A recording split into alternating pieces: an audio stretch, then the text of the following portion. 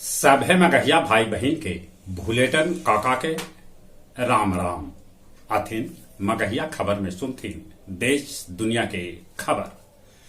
कर्नाटक विधानसभा में पड़ल 72.63% वोट।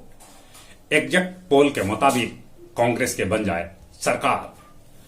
उत्तर प्रदेश में निकाय चुनाव के दूसरा चरण के मतदान आज 38 जिला में हो रहा है।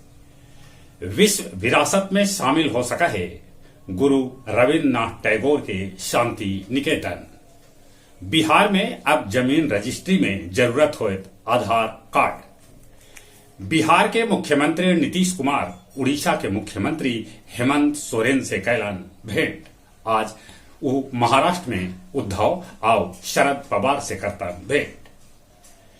एमएलसी अवधेश जीवन वीरेंद्र और संजीव लेलन बिहार विधान परिषद के सदस्यता के शपथ। अमृतसर स्वर्ण मंदिर भीड़ फिर से होयल धमाका। ई 5 रोज में तीसरा धमाका है। केरल के कोटारकारा अस्पताल में एगो निलंबित मास्टर सर्जरी ब्लेड से डॉक्टरनी के कर दिलक हत्या।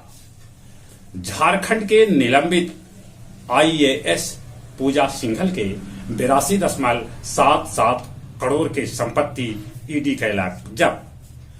पाकिस्तान के कमोवेश शबे शहर में भारी हिंसा और अगजनी हो रहा है। पूर्व प्रधानमंत्री इमरान खान मुश्किल में है। पाकिस्तान में लगावल जा सका है इमरजेंसी। इजराइल में फिलिस्तीनी कैलन हमला। जवाब में इजराइल भी फिलिस्तीन पर कैल हमला, जकरा में कैकन फिलिस्तीनी के मौत के है खबर। सूडान में फिर से भड़कल हिंसा।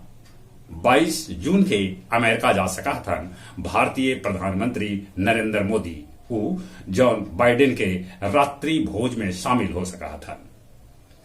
31 मई के अहिल्याबाई होलकर के मनावल जात गया जी में जयंती।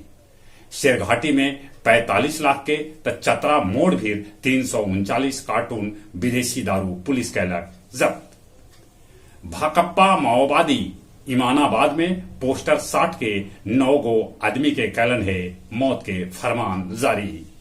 गया जी के पारा 2-3 दिन से 41 डिग्री के पार हो रहा है।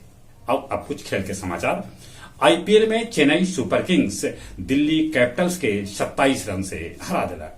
विश्व मुक्केबाजी में दीपक, निशांत, हुसामुद्दीन कैलन अपन पदक पक्का।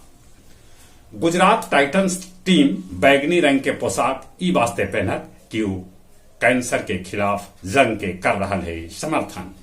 जंतर मंतर पर 18 दिन से अड़ल पहलवान सभे मांग कैलका है ब्रजभूषण के नार्को टेस्ट के। चलित एक बार फिर से अपने सभे के भूलेटन काका के राम राम।